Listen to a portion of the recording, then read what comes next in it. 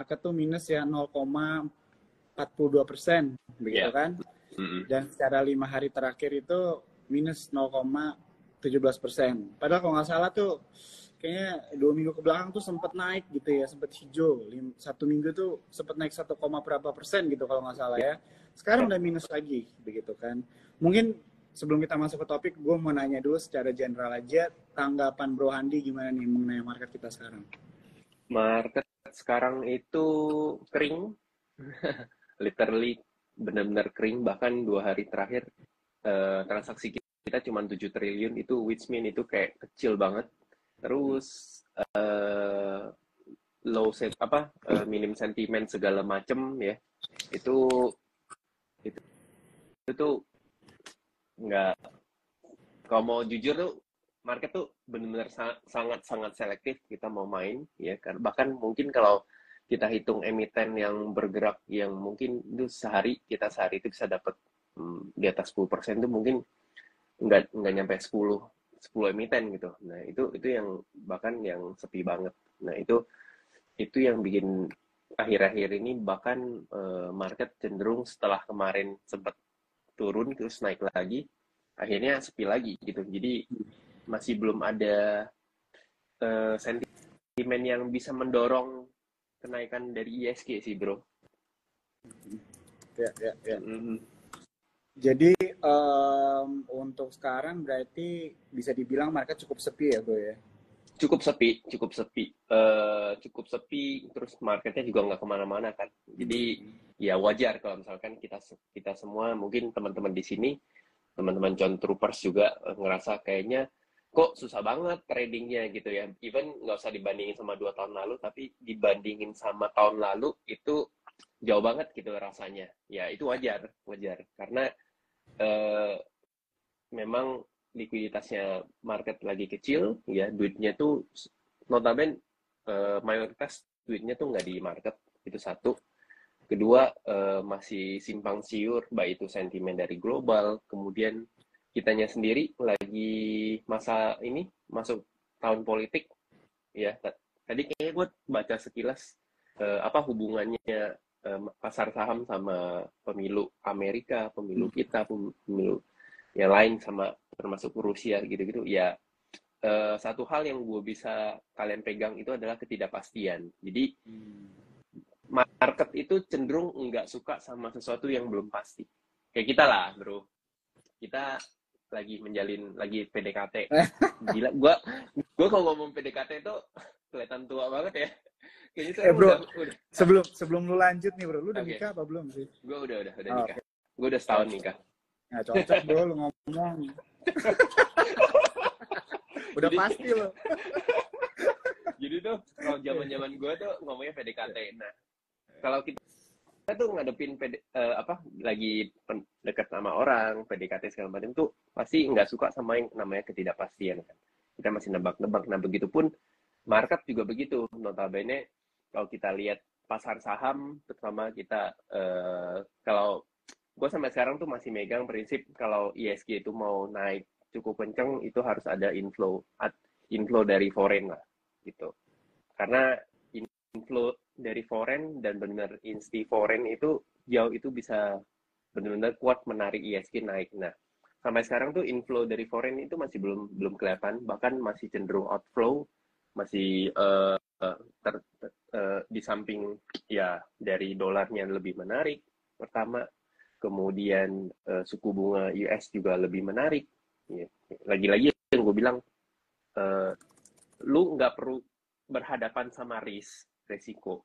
Kan misalkan kalau kita mungkin yang duitnya masih di bawah 1 miliar, itu untuk ambil take action mendadak sesuatu yang cepat itu kan masih lebih gampang. Tapi kalau misalkan kelola dananya udah di atas 100 miliar, udah 1 triliun, bahkan mungkin 100 triliun, itu kan it take time untuk lu ngeluar atau masuk barang gitu. Lu mau beli, misalkan ada katakan 100 miliar, gue mau beli BCA atau gue mau beli BERI. Itu kan nggak bisa gue lakuin hanya dalam sehari, ya bisa. Yang bisa gue lakuin itu selama punya 100 miliar itu buat masuk ke BCA itu aja gue butuh mungkin waktu seminggu, 2 minggu gitu.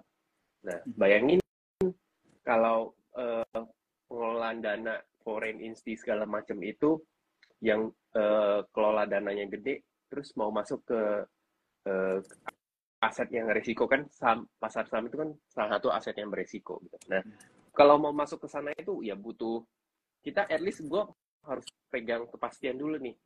Ini Indonesia gimana? Ini global lagi gimana? Lebih baik apakah gue lebih baik secara mempertimbangkan resikonya gue masuk ke entah itu gue pegang dolar atau gue mungkin masuk lagi ke bonds gitu-gitu. Nah, itu yang dipertimbangin, bro. That's why makanya kita juga harus memahami kenapa saat akhir-akhir ini ya ISG sepi. Tapi kan kok ISG cuannya lebih cepat kalau di pasar saham. Iya, tapi kan balik lagi karena pengelolaan dana lu gede itu kalau udah nyampe level itu bukan profit yang lu pikirin. At least yang pertama lu pikirin adalah risk lu. Sebanding nggak gini, gue mempertaruhkan aset orang untuk sesuatu dengan risk yang cukup tinggi, kan itu nggak worth it gitu. Jadi itu ya makanya orang lebih banyak memilih kayak bonds, walaupun kayak setahun berapa 7%, kemudian suku bunga US itu sekarang tuh sekitar level 5% sampai 5,75 5,50% gitu. Tapi kan secara risiko kecil gitu. Nah, itu yang mereka pertimbangkan gitu. Kayak gitu sih, bro. Iya. Oke, gue suka banget ya statement lo yang istilahnya mempertimbangkan resiko lah ya di keadaan market. Jadi walaupun sebenarnya contohnya market itu relatif sepi, bukan berarti nggak ada opportunity juga, tapi tetap dipertimbangkan resikonya kan. Karena malah yang gue lihat kemarin kayaknya banyak saham-saham yang berfundamental bagus, harganya terdiskon juga kan. Ya kan? Betul. Jadi bisa. Jadi baik lagi, benar kata lu. Justru di saat-saat begini tuh kita manfaatin momentum untuk ngoleksi saham-saham yang secara fundamental bagus, tapi harganya tuh lagi terkoreksi gitu. Jadi kapan lagi kan kita ngumpulin misalkan saham-saham bagus, contoh apa ya, BRI, fundamentalnya bagus, gede, market cap-nya gede gitu. Jadi dari dua hal itu udah jelas. Tapi kita mau dapetin harga yang mungkin kalau bisa nih, gue dapat harga BRI itu di bawah 5.000. Nah, itu kan menarik gitu loh. Nah, itu yang mestinya kita tuh jangan patah semangat nih. Patah semangat di sini karena market sepi. Justru ini peluang kita untuk ngumpulin pelan-pelan. Oh, gue nyari nih kira-kira buat tahun ke depan atau at least 4 bulan ke depan deh, 6 bulan ke depan, 4 bulan ke depan. Nah, ini apalagi udah akhir tahun, masuk tahun baru gitu-gitu. Terus biasa momentum kalau banking kan ada pembagian dividen Februari Maret Q1. Nah, itu biasa momentumnya cukup bagus. Nah, itu bisa dimanfaatin, kumpulinnya dari mana? Dari kapan ya? Dari sekarang gitu. Itu yang bisa kita lihat. Ntar gue bakal jelasin lebih dalam sih soal itu. Oke, sip. Thank you banget bro ya untuk penjelasan ini. Pasti teman-teman Cuan Troopers ini ya thankful banget nih sama tercerahkan lah ya bahasanya dengan penjelasan singkat nih ya dari Bro Handi. Dan juga teman-teman yang baru join, aku mau ingetin ya, ini IG live-nya di save, jadi jangan panik gitu ya. Tadi penjelasan yang kalian mungkin dapatnya baru setengah itu bisa kalian nonton lagi di Instagram Support, oke? Oke bro, mungkin sekarang gue mau nanya dulu nih pertanyaan yang cukup simple sebenarnya mengenai topiknya nih. Peluang dibalik reboundnya IHSG. Emang apa ada rebound bro ini IHSG apa gimana nih? By technical IHSG itu kemarin rebound ya. Kalau misalkan mungkin gue sambil share chart bentar. Ya. Oke, ini tuh chart IHSG. IHSG saat kemarin itu sebenarnya kalau by technical ya, by technical itu ada yang namanya inverted. Bukan inverted, tapi sebutannya rising wedge ya. Rising wedge. Ini secara bulanan tuh dari awal tahun IHSG itu nggak kemana-mana. Kita lihat ya dari sini tuh IHSG itu nggak kemana-mana. Nah dari sini nggak kemana. Cuman sejak dari Agustus dia naik, tapi volumenya turun terus, kemudian timbul nih ada yang polanya namanya pola rising wedge ya. Ini bagus dulu. Nah, begitu polanya rising wedge-nya kena, terus kita ukur targetnya. Begitu dia jebol di sini, dia berusaha naik tapi gagal, turun. Bahkan ini turunnya juga melebihi dari targetnya gitu. Nah, buat sekarang itu gue ngerasa ISG kemarin kepentok di area resist di level 6870 ini tuh resist lah, yang tadinya support kemudian sekarang jadi resist semenjak tanggal 19 Oktober. Kemudian dia turun ke bawah, dia swing ke bawah, kemudian dia naik lagi, tapi 4 hari terakhir dia nggak bisa nembus level ini 6872. Nah ini apalagi ditambah candle hari tanggal 7 November itu hari Selasa. Nah itu udah indikasi market akan berbalik arah gitu. Dan gue lihat mungkin marketnya akan swing sampai sekitar 6763, 6800 sampai 6750 lah. Itu area. Nah, begitu marketnya udah mulai nyentuh di area itu, gue ngerasa marketnya kemungkinan bakal akan ada kenaikan. Habis itu ada pantulannya lah balik. Dan itu bertepatan minggu depan itu banyak sentimen bro. Minggu depan itu ada sentimen CPI atau inflasinya US. Nah itu cukup sensitif saat ini berkaitan sama suku bunga yang kaitannya juga sama saham, sama pasar saham gitu. Kalau ternyata the Fed inflasinya udah menurun, baik itu inflasi secara umum maupun secara inti, kan sebenarnya 2 bulan terakhir itu inflasi mereka naik, bahkan mungkin hampir seluruh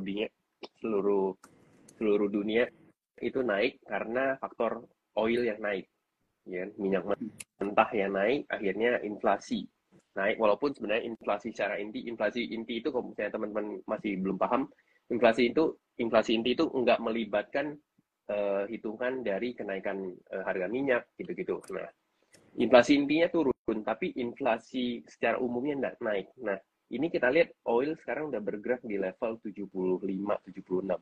Dan artinya harusnya inflasi bulan kemarin itu tuh buat US harusnya turun.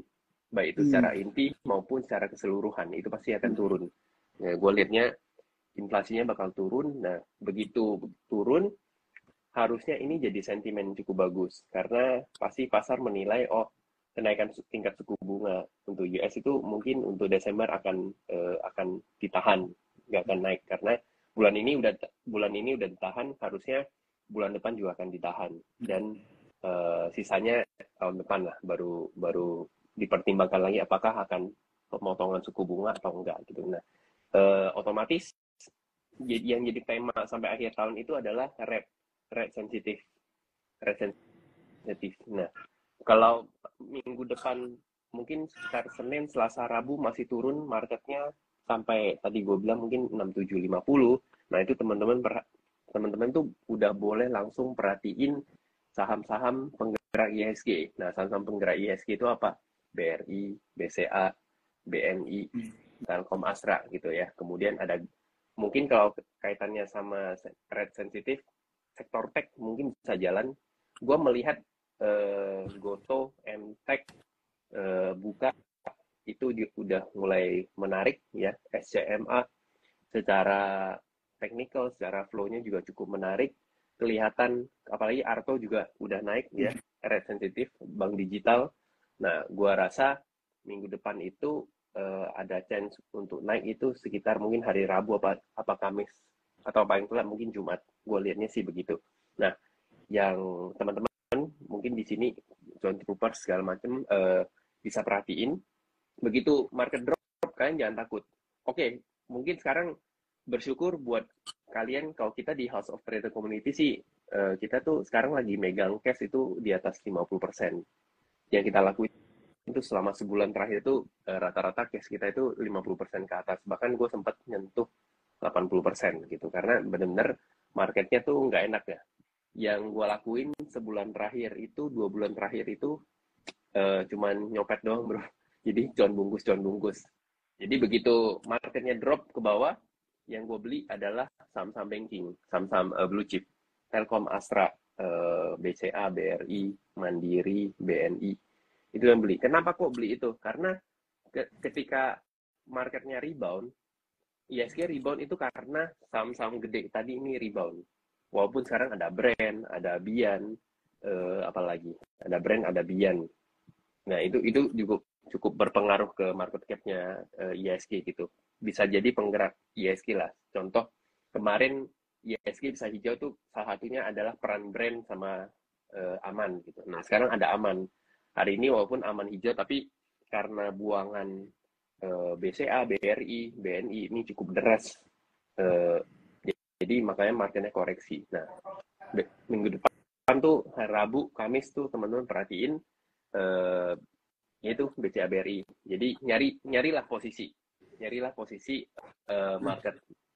Misalkan ya, kalau kita lihat BCA, ya. BCA itu kemarin dia kementok area ini.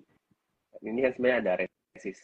Nah, kalau misalnya teman-teman lihat ini ada resist, makanya ini kepentok di area ini turun. Nah, kapan kok bisa ngambil BCA nih mulai dari 8 di bawah 8.800 itu udah mulai nyicil. Kalau syukur-syukur dia turun ke sampai 86, 87 itu cukup menarik menurut gua. Kalau turun sampai 86, apalagi kalau misalkan yang kita harapkan dia turun untuk gap di sini ya kalau sampai 85 ya kita dapat, cuman kayak rasanya rada agak susah kalau turun sampai 85. Cuman kalau tuh BCA turun sampai 85, teman-teman tuh jangan takut.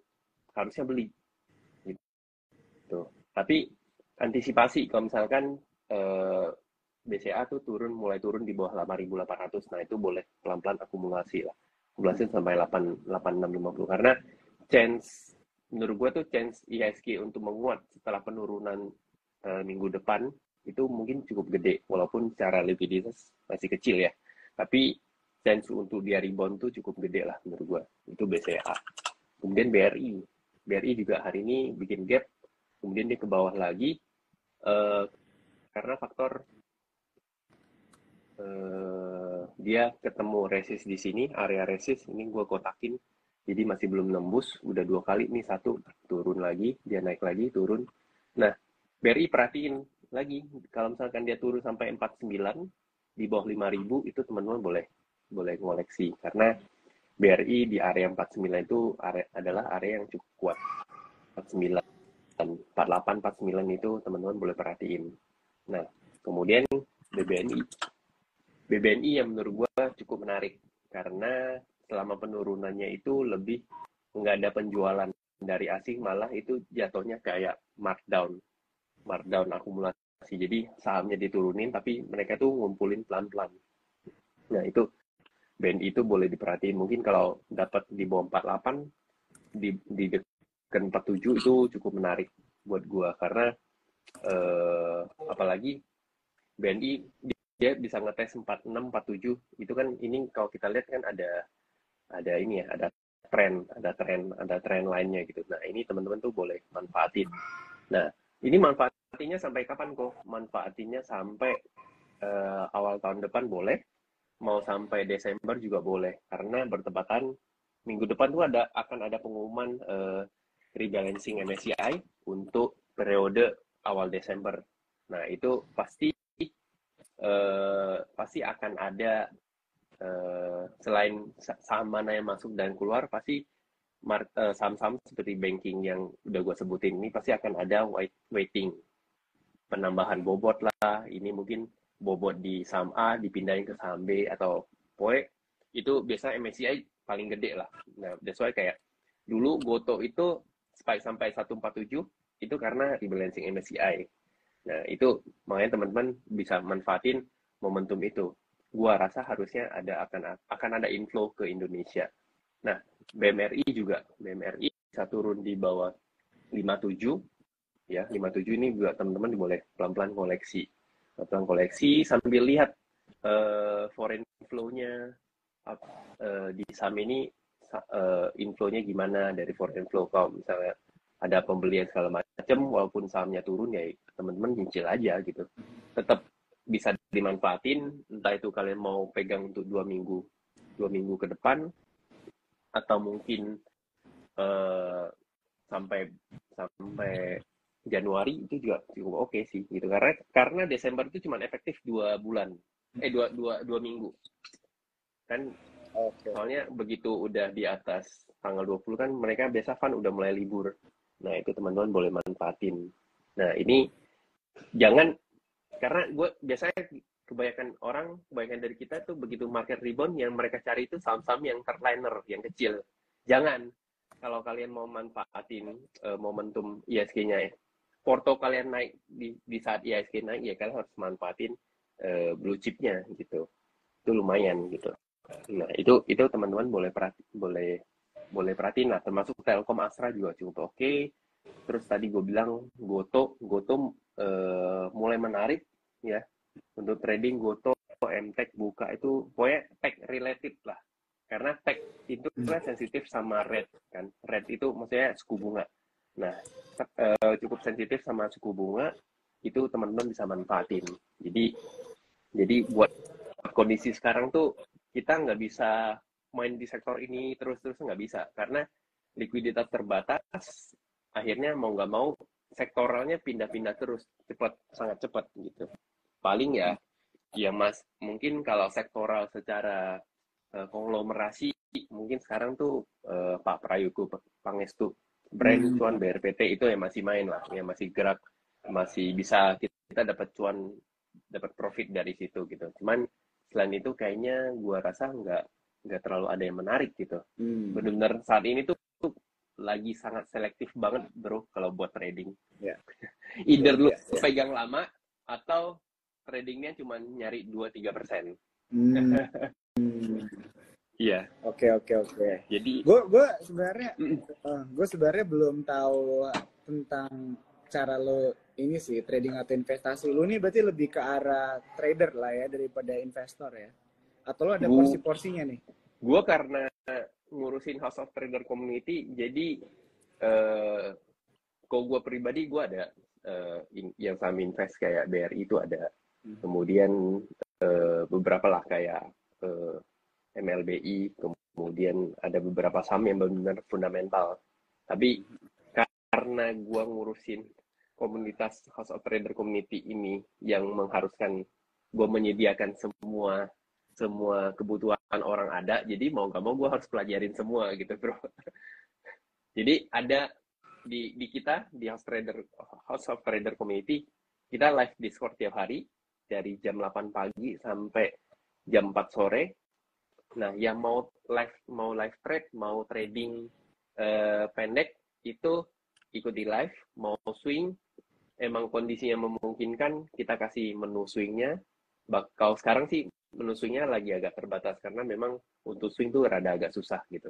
Nah, kebanyakan kita tradingnya harian gitu untuk saat ini. Nah, buat invest ada.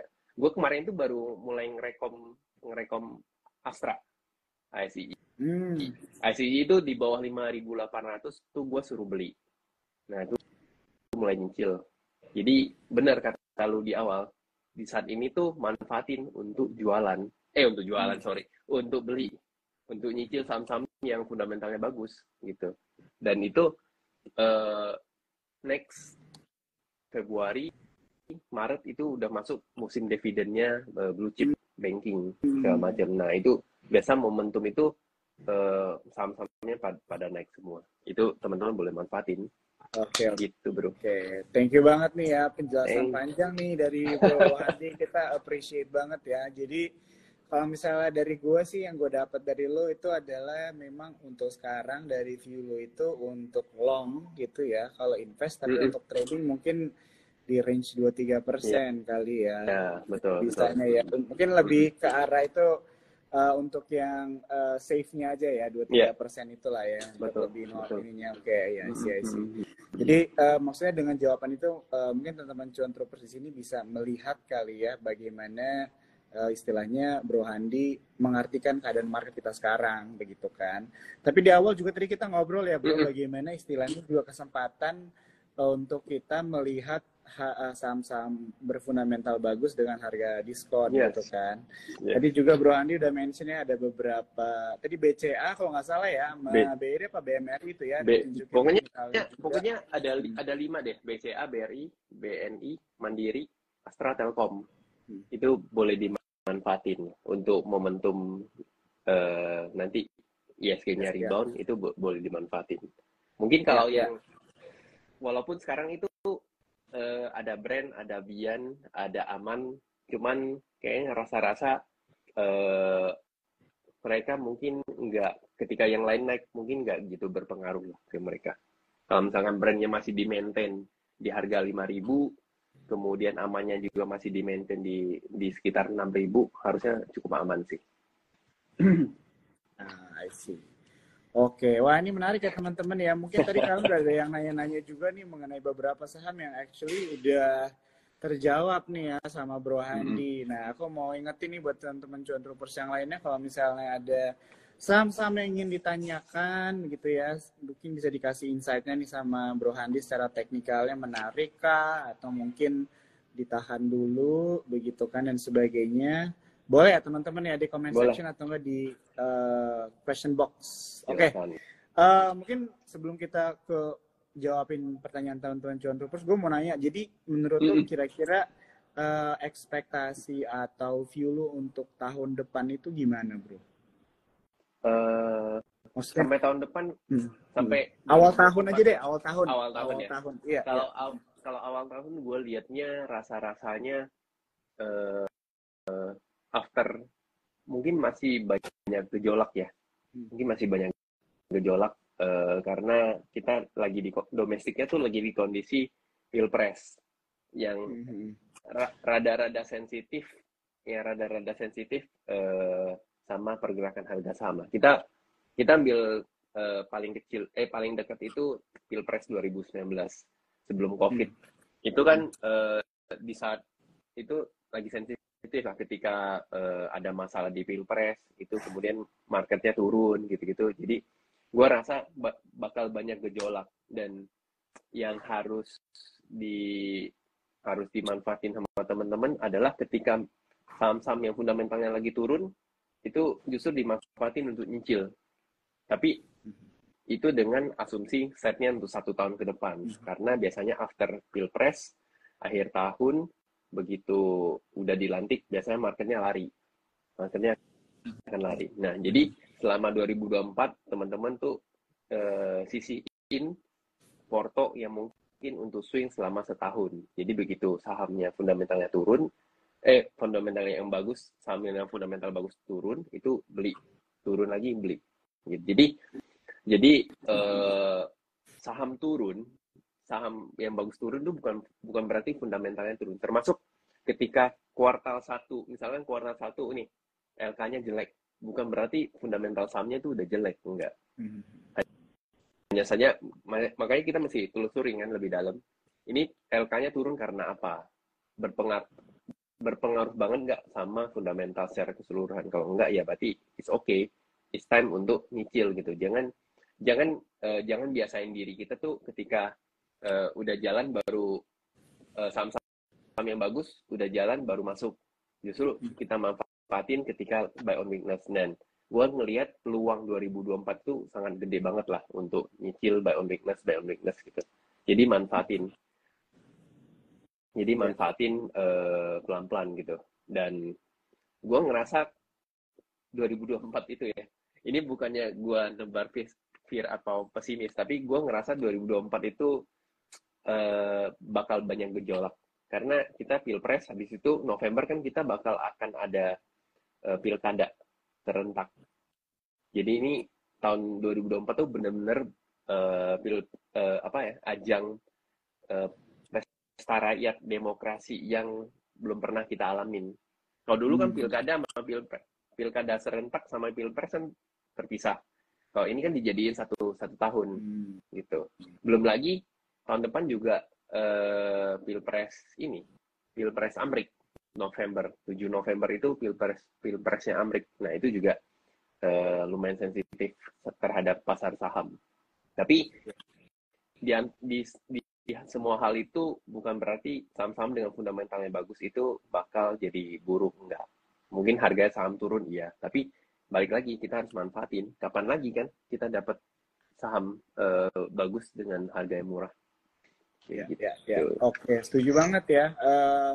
Mungkin next topik kita kali bro ya. Boleh kita Bahas bahas lebih panjang lagi. Gejolak IHSG tahun depan gitu. Iya, benar. Ya, jadi benar juga. Boleh. Iya, soalnya sentimen-sentimen dari pemilu, pilkada jatuh di tahun yang sama gitu kan. Apalagi juga mungkin masih ada pertanyaan mengenai apakah recovery akan terjadi gitu kan di 2024 setelah apa yang terjadi di 2023 juga kan. Itu juga masih pertanyaan.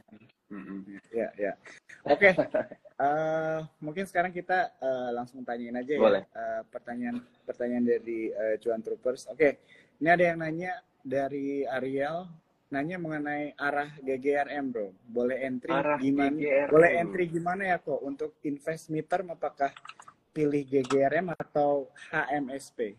Oke. GGRM kita lihat dari teknikal dulu. Teknikalnya GGRM itu ya sekarang posisinya mungkin teman-teman udah paham, ini ada sedikit pola namanya, bentar gue nyari kuas mana. Ini ada pola namanya head and shoulder gitu. Ini udah neckline-nya udah jebol, targetnya sekitar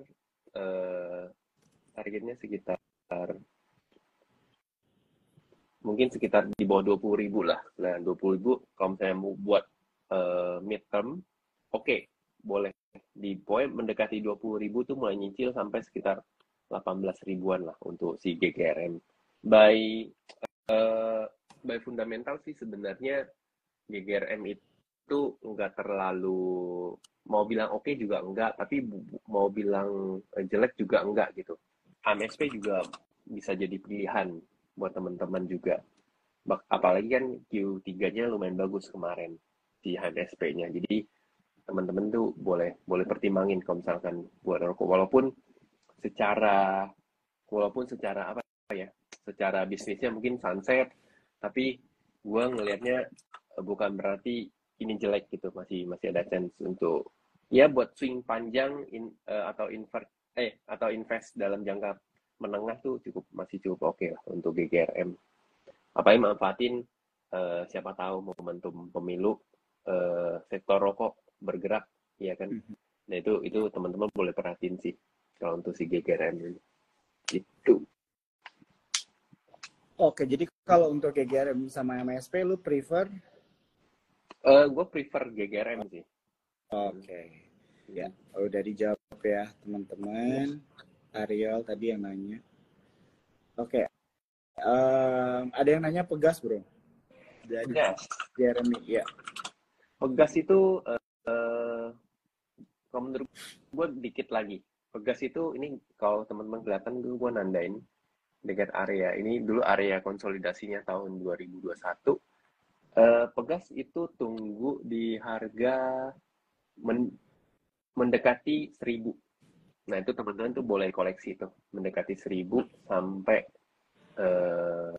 sampai 1.000 lah, mendekati 1.000. Dari 1.100 sampai 1.000 itu mungkin boleh mulai perhatiin, mulai nyicil, harusnya akan ada rebound atau mungkin dia akan konsol dulu di area 1.000-nya. Itu teman-teman boleh perhatiin sih. Sekarang lagi turun, harusnya masih akan agak sedikit turun lagi. Nah itu baru diperhatiin sih. Soalnya di sini kan ada demand area. Di area ini ada demand area.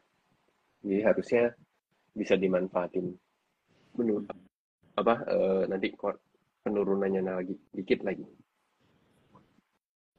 Itu Pegas. Oke, kita lanjut lagi ya. Tanggapan lo mengenai konstruksi gimana nih bro? Ada yang nanya nih. Konstruksi udah mulai bagus nggak Cohen? PTPP atau yang mana nih yang oke? Konstruksi itu yang menurut gue paling mending itu adalah PTPP sama Wika Adi lah. Tiga ini lumayan oke, walaupun secara utang ya masih tinggi gitu. Gue sih kalau PTPP itu gue lebih lihat ke sentimen. Sentimen, apalagi kalau misalkan nanti.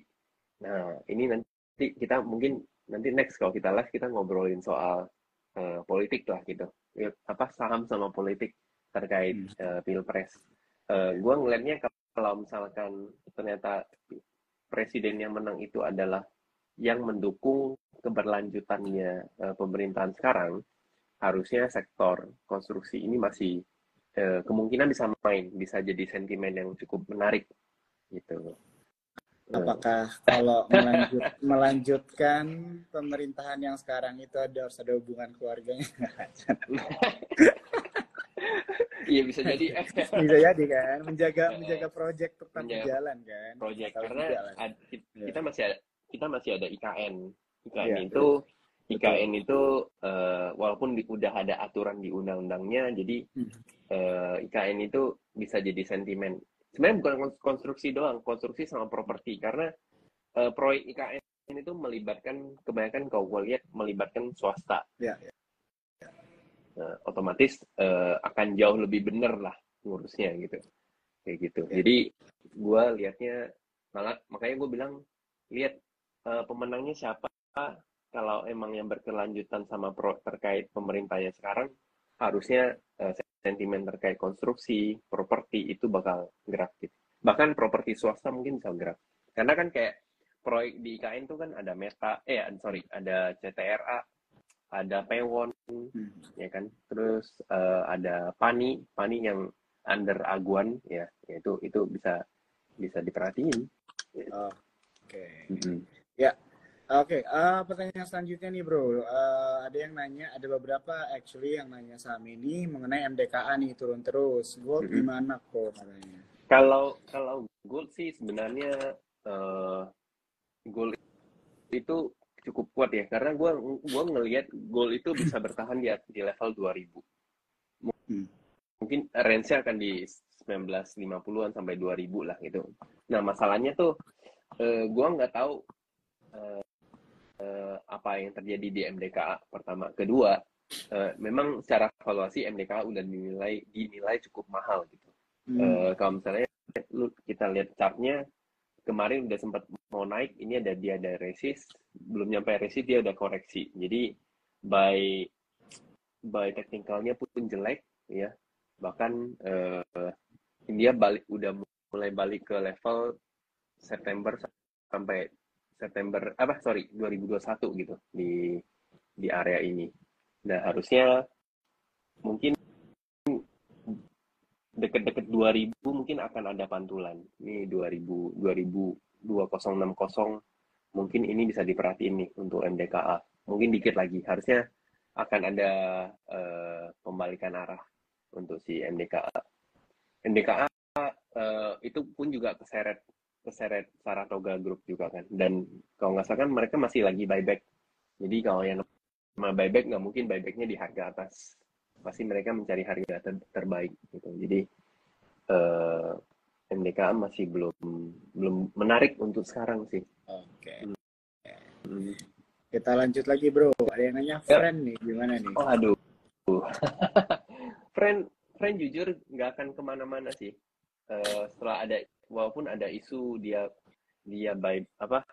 bakal merger sama Excel tapi bakal belinya di bawah 50, itu gua rasa yang harus teman-teman perhatiin itu justru Excel-nya, bukan friend-nya gitu. Dan secara flow juga nggak menarik. Kemarin dia coba untuk narik, tapi gua liatnya malah jualan ya. Yang ada tuh malah jualan gitu. Nah, jadi gue ngerasa untuk friend, kalau memang teman-teman tuh nggak punya, ya jangan main di friend, mending mainnya di Excel jauh lebih bagus. Excel bahkan ada flow yang cukup bagus beberapa hari ini, lebih menarik. Excel itu kalau break 2280 itu dia mungkin bisa naik sampai 2500. Better perhatiinnya Excel. Oke. Ya, jadi tadi yang nanya friend udah dijawab ya. Excel lebih menarik ya. Excel lebih menarik. Begitu ya. Oke, kita lanjut lagi. Ada yang nanya mengenai ini bro, Eratex bro. TX ya.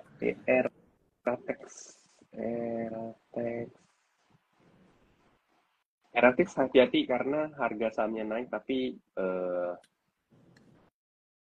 volumenya juga terbatas, nggak terlalu ini. Coba gue lihat ini ya. Eratex. Iya, per tanggal 3 November, di mana nih? 3 November. Per 3 November itu mereka jualannya cukup masif. Jadi, begitu dia break 410 nih, atau mungkin teman-teman pakai indikator EMA 20, Simple Moving Average 20, ini teman-teman tuh boleh perhatiin 410-nya kalau jebol berarti akan ada possible dia akan patah tren. Jadi kalau yang emang nggak punya, jangan. Gue rasa mungkin untuk nyopet-nyopet kalau emang ngikutin ya oke, cuman kalau enggak jangan. Mungkin kalau teman-teman ini ya, ini satu, kalau sahamnya udah di atas secara teknikal, kemudian dia sering open gap up, terus dia turun, open gap up, dia turun, nah itu biasanya tanda-tanda dia lagi jualan. Misalkan nih, di contoh di case ini kelihatan banget, dia open gap up, terus turun lagi, terus sekali lagi, ini kan tutupannya di 408, kemudian dia open gap up 430, terus dibanting ke bawah. Nah, kalau teman-teman ketemu saham-saham seperti itu hati-hati, karena itu biasa akan ada jualan yang cukup masif gitu. Ini juga kan beberapa kali udah mulai open gap up, terus dia turun. Nah itu perhatiin sih untuk RTX. Kalau enggak ya tadi nggak jaga 410, berarti jaga tren lagi ini jangan sampai patah. Kalau begitu ini patah berarti udah beres gitu. Oke. Gitu bro. Siap. MTEL bro. MTEL menarik. MTEL dia ada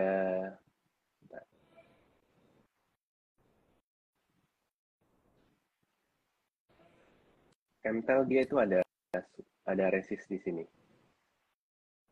Nih, teman-teman lihat tuh MTEL tuh lagi ada resist nih. Nah, kalau misalnya teman-teman nggak punya MTEL, mungkin di level 630 gua 650 630 tuh gua rasa area yang cukup bagus untuk entry kalau mau. Karena kemungkinan dia ini udah nggak bisa lewat 670-nya, harusnya dia akan ada koreksi dulu. Koreksinya ke 630 mungkin menarik sih untuk MTEL. So far flow-nya cukup bagus. Hari ini ada markdown dikit. Markdown artinya barangnya belum jualan cukup masif, tapi cuma ditahan aja. Ya karena juga kondisi marketnya juga kan. Jadi bisa bertahan. Cuman kalau misalnya mau masuk di bawah 650 boleh nyicil sih. Cukup menarik. Oke. Itu MTEL. Yap. Lanjut bro. Yuk. Ada Aisyah nih, gue juga baru lihat nih. Aisyah Sejahtera. Aisyah.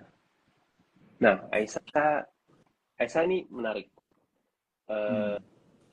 Ini dia ada area sideways yang cukup gede, which mean itu adalah sekarang tuh area support cukup kuat lah di area 141-nya. Dia buka. Nah, kalau tadi saya bilang kalau dia open gap up terus merah turun itu jelek.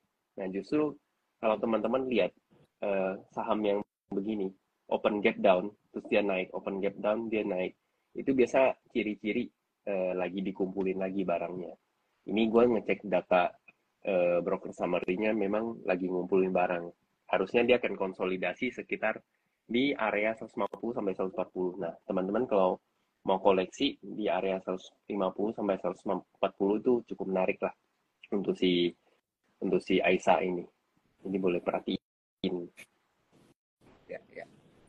Oke, mungkin satu lagi ya, satu atau dua lagi nggak masalah. Iya. Coba nih CNMA. Waduh, ini lama nih. Cinema ini gue masih sisa dikit. Teman Cinema ini agak rada lama sih. Walaupun sebenarnya dia secara ini nggak ada buangan, cuma di maintain. Ini tuh lebih ke kayak modelnya beli-beli. Beli-beli. Ya, yang di maintainnya cuma begini. karena ini kan sinema termasuk yang gede kan.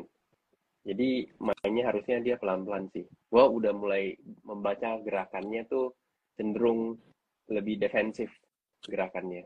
Jadi kalau misalnya teman-teman mau nyari yang cepat di sini sih rada agak susah. Rada agak susah sih untuk sinema gitu. Ya, ya. Hmm. Oke, sip. Oke, bro. Mungkin untuk Oke. pertanyaan-pertanyaan dari Cuan Troopers kita tutup di situ aja Betul. ya, teman-teman. Buat kalian mungkin udah ada yang nanya pertanyaan yang sama juga tadi ya, tapi mungkin udah jawab di awal. Jangan lupa bisa nonton ya Yep. di IG-nya Super Sekuritas ya, ini di save. Oke, mungkin untuk 1 menit terakhir pertanyaan gue buat lo bro, kira-kira ada nggak nih advice atau mungkin insight atau apapun lah, petuah mungkin bahasanya kan, buat teman-teman Cuan Troopers nih gitu, yang lagi istilahnya mungkin ada sedikit bingung atau mungkin juga takut gitu ya melihat keadaan market sekarang yang banyak banget terdengar kata sepi market lah, masih wait Ya, and see lah, banyak sentimen. Mungkin ada nggak kira-kira yang bisa lu share nih buat teman-teman? mungkin kalau dari tips, usahakan saat ini tuh teman-teman ngumpulin cash sebanyak-banyaknya. Itu satu. Mumpung marketnya belum rebound, ngumpulin cash sebanyak-banyaknya. Dalam artian mungkin kalau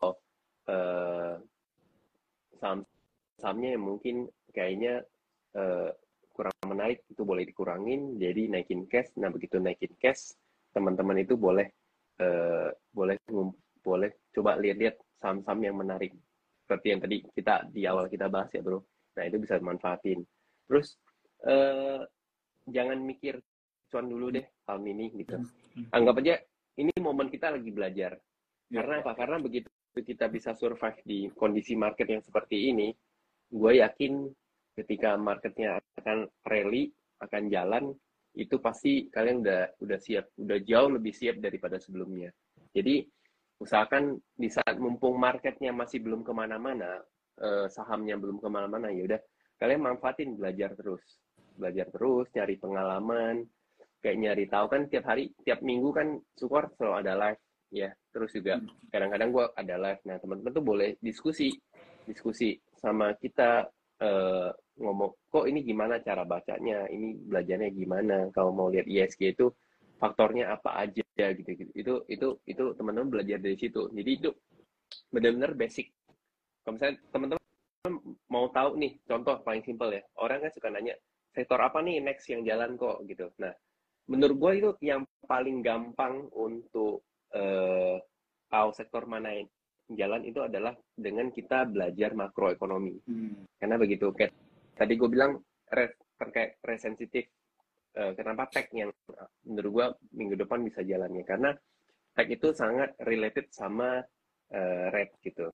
Nah, harusnya terus baru dilihat di cross check secara posisi teknikalnya cukup bagus, ya udah berarti nextnya kayaknya tech bakal bisa main gitu.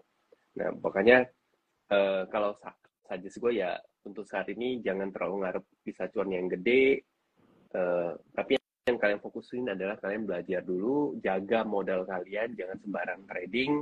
Kalaupun trading ternyata gagal, diusahain disiplin keluarnya, jangan ditahan-tahan. Ya, terus selalu ingat kalian beli itu karena apa? Trading atau invest. Invest harus dibekal sama fundamental. Jangan nanti niatnya awal trading, kemudian udah nyangkut baru ngorek-ngorek fundamental untuk dijadiin alasan. Itu jangan dibiasain. Itu kalau dibiasain tuh bakal susah banget. Tapi usahain dari awal tuh belajar untuk ini gue trading, gue bahkan mungkin ini gue swing atau mungkin gue scalping. Ya udah, kalau gue scalping udah capai target gue, udah gue buang. Jadi mumpung market belum kemana-mana nih, nah kalian belajar hal-hal yang seperti itu. Nanti begitu marketnya udah jalan, udah enteng, udah naik ke atas, itu kalian udah siap. Gitu. Oke, thank you banget ya Bro Thank you. Handi untuk waktu dan juga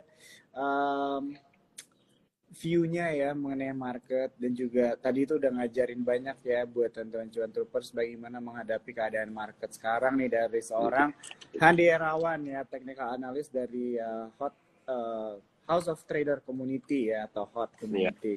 Oke bro, mungkin itu aja dulu dari gua. mau pamit dulu ya buat teman-teman Cuan Troopers dan Bro Andi juga. Happy Thank weekend you, dan bro. selamat malam Happy ya. weekend.